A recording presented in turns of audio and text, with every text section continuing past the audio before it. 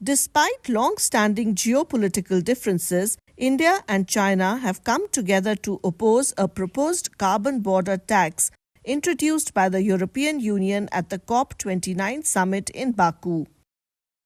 The tax aims to impose levies on imported goods like steel, cement, and aluminium, with the goal of ensuring fair competition for EU-produced goods while cutting emissions. However, India, China, and other developing nations argue that the tax infringes on UN climate principles and disproportionately impacts their economies. What it does, whatever are the sectors which it may identify, let's say it is aluminum, steel, cement, fertilizer, whatever the big exporting sectors to the EU, they will also face the same level of carbon price as a EU producer faces domestically within the EU. Right now, this whole process is called carbon border adjustment mechanism, and that's why even if you look at the name of the mechanism, it is carbon border adjustment mechanism.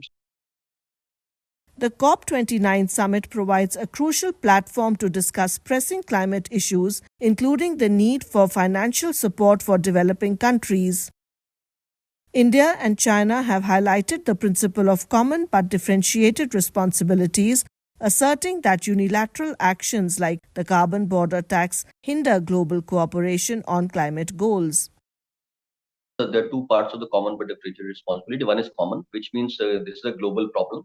That means all of us are impacted by it. All the countries and all the citizens of the world are impacted by it, and all of us have to work towards solving the problem together in a cooperative manner. So that's the common part of it. The differentiated part is very important.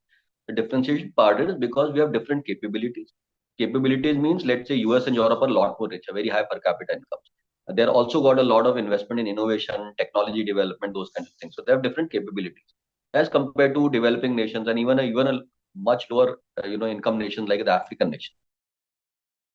At COP29, the lack of climate finance emerged as a key issue, with developing nations facing the severe economic and social impacts of climate change.